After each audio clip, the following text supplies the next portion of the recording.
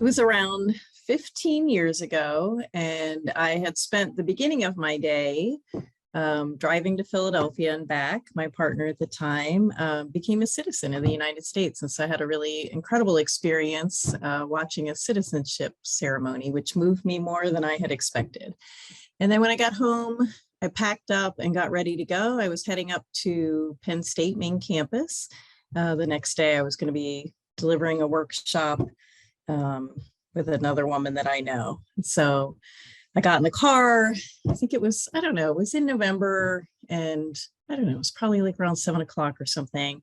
Got on 83, heading up north, and I'm in the passing lane, probably going around 70 miles an hour, and my roof collapsed.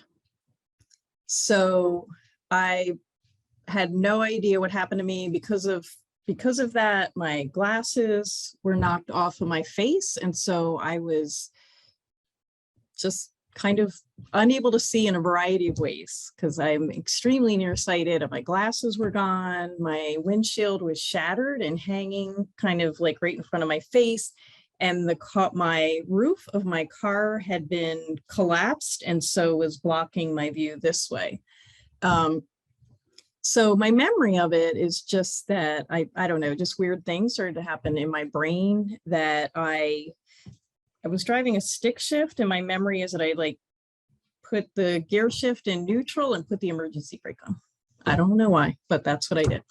And then I just sat there and I thought, okay, what should I do? And I had some kind of little flip phone, and I thought I should get my phone. And so I like reached over, it was sitting on the passenger seat, but again, the roof was kind of down like that. And so I couldn't really see over there, and the phone wasn't there. And so I screamed. And then I thought to myself, you need to pull yourself together and think about what to do. And so I thought, oh, okay, I need to get my phone. And then I did it over again. Like I reached over and then I screamed and then I stopped. I just remember being kind of stuck in this cycle. And then I heard this man's voice who said, "Are you okay? Can you get out of your car?"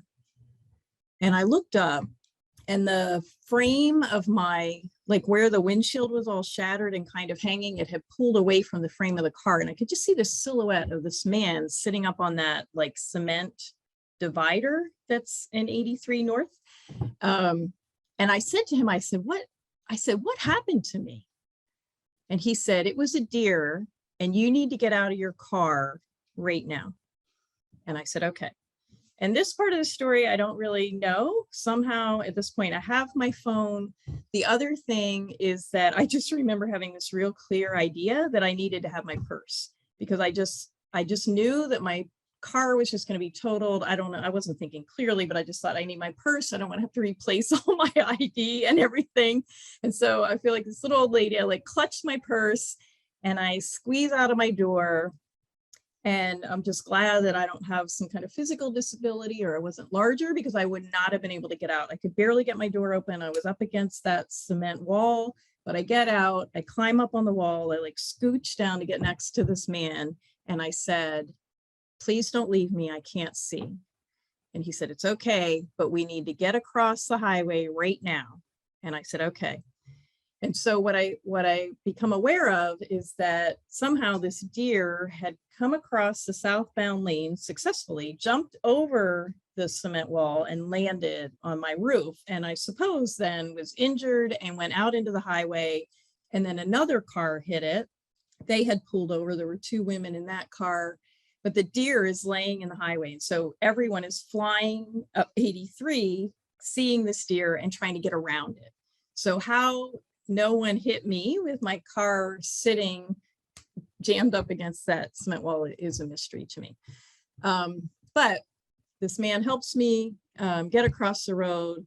We sit down on the grassy hill on the other side. And he says, "Are you okay?" And I said, "I think so." And so this woman who was in the car that hit the deer after, I think that she must have called 911. And I think that she's in a conversation with him. And my guess is that she's saying something like, "I don't know, she looks okay. He just brought her out of the car. She's on the hill," or something like that. And then I get in my head like, oh my God, my contacts are in my suitcase. And I'm just feeling blind. Like I don't have my glasses, my contacts are in there. And so this state police car pulls up behind my car and I just stand up and I like walk down because I'm like, you got to get my contacts. And this lady's on the phone with the emergency people. And she says, ma'am, I just have to tell you to sit down. So I guess they're worried about if I'm injured. So I do what she says, but I'm like, somebody has to tell him to get my contacts out. And I think I have glass in my butt. And so anyway, the long and short of it is that I did decide to go into the hospital because although I really wasn't hurt, I wanted to get my head checked. There was broken glass in my eyelashes, but all was well. And every time I tell that story to people that I know, they say, well, you were really lucky. And I tend to be a half full glass kind of person. I've been called a Pollyanna in not very nice ways, but I have to tell you, I think I would be luckier if the deer had not jumped on my roof.